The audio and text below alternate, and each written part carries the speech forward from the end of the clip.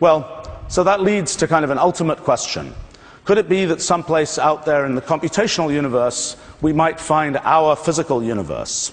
Perhaps there's even some quite simple rule, some simple program for our universe. Well, the history of physics would have us believe that the rule for the universe must be pretty complicated. But in the computational universe, we've now seen how rules that are incredibly simple can produce incredibly rich and complex behavior. So could that be what's going on with our whole universe?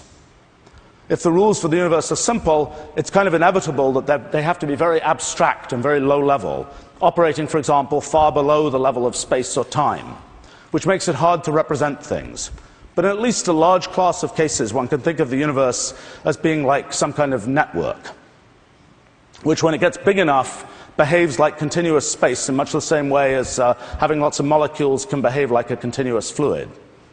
Well, then the universe has to evolve by applying little rules that progressively update this network. And each possible rule, in a sense, corresponds to a candidate universe. Actually, I haven't shown these before, but here are a few of the candidate universes that I've looked at. Some of these are hopeless universes, completely sterile, with other kinds of pathologies like no notion of space, no notion of time, no matter, other problems like that. But the exciting thing that I found in the last few years is that you actually don't have to go very far in the computational universe before you start finding candidate universes that aren't obviously not our universe. Here's the problem. Any serious candidate for our universe is inevitably full of computational irreducibility, which means that it's irreducibly difficult to find out how it will really behave and whether it matches our physical universe.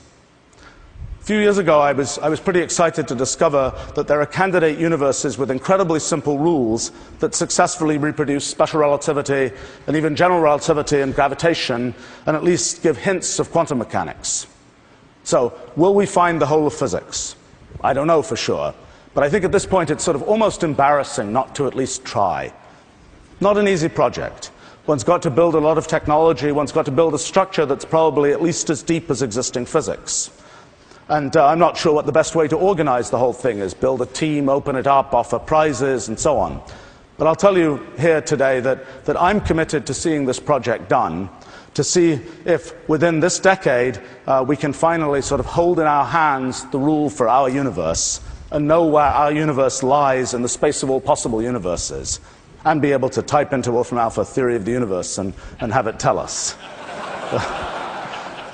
So, I've been working on the idea of computation now for more than 30 years, building tools and methods and sort of turning intellectual ideas into millions of lines of code and grist for server farms and so on.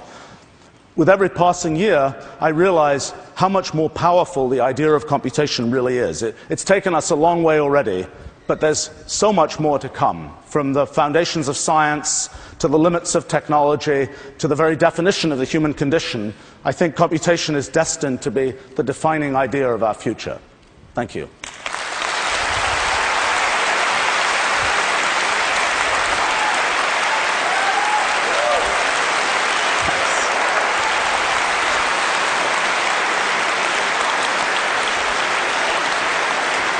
That was astonishing. Thanks for that. Stay here, I've got a question.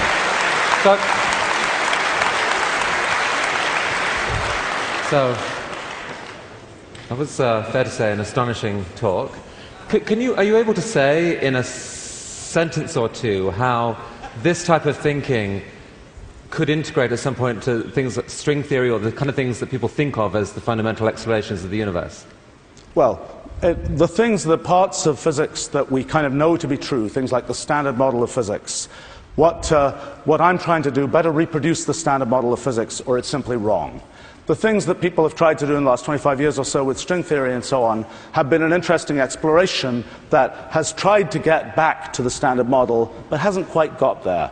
My guess is that some great simplifications of what I'm doing may actually have considerable resonance with what's been done in string theory. But that's a complicated math thing that I don't yet know how it's going to work out. Benoit Mandelbrot is in the audience, who also has shown how complexity can arise out of a simple start. Does your work relate to his? I think so. I think I view Benoit Mandelbrot's work as kind of one of the founding contributions to this kind of area. Benoit has been particularly interested in nested patterns, in fractals and so on, where the structure is something that's kind of tree-like, and where there's sort of a big branch that makes little branches and even smaller branches and so on. That's kind of one of the ways that you get sort of towards true complexity. I think things like the Rule 30 cellular automaton get us to a different level. In fact, in a very precise way, they get us to a different level because they seem to be things that are sort of capable of complexity that's sort of as great as complexity can ever get. I can go on about this at great length, but I won't. Stephen Wolfram, thank you.